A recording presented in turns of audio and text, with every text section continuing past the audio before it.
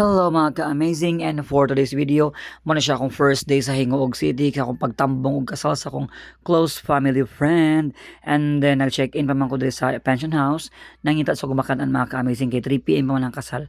Sa morning, nagsuroy-suroy ko, nakaunaw na ako, naaman tayo Jollibee sa Hingoog City. So dito kong dadali og lakaw mga ka-amazing padulong sa Jollibee kay super gutom na gining buntaga. So unahan sa Watsons na ay Jollibee, bida ang saya. Nag-smile ang buyog, so dagdadali og tabok sa pedestrian lane mga ka-amazing.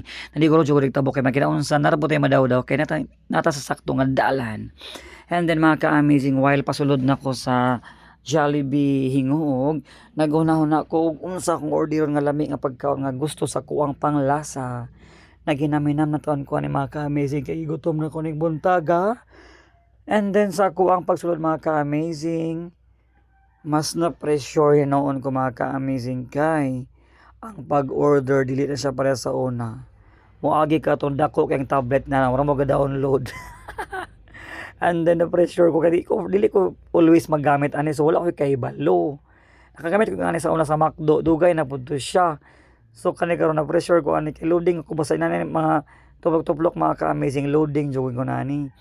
So kung gihimo na may gasunod sa kuha sa Joy, nagpatabang jud ko unsa wala jud ko nagpa as if nga kabalo jud ko tanan kay lisod kayo nga ko nga time sa buhaton sa pag-start.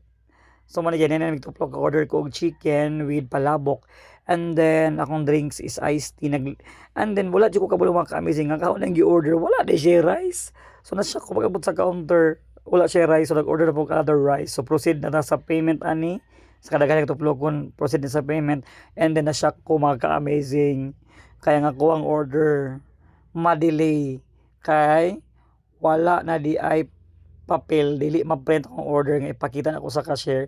So nanawag mo migtabang sa crew nga mapakita pamaagi o so gitimingan jud ko ning adlaw nga samok-samok jud ko si gayon nga dito akbalo mo gamit aning machine, plus nawala pa gid naka-print kay wala na papel sa sulod. So kita ko exemption gipalinyan lang ko dito mga ka-amazing para maka-order nako. And then yan ining isura mo ga-download ya og tablet. Di ba? And then mga ka-amazing, ning linya na din ko dito sa counter area para matagaan ko order. So gitagaan ko ng mga bomba. So gilid ako, okay po siya no? Pwede pang souvenir. So ano yung ka-amazing, gitagaan ako sukli, and then after ako kalabot sa sukli, mga ka-amazing, nangita kog malingkuran nga good for one, kaya ako naman isa ning adlaw. So pala ka ako mga ka-amazing padulong sa ako ang malingkuran.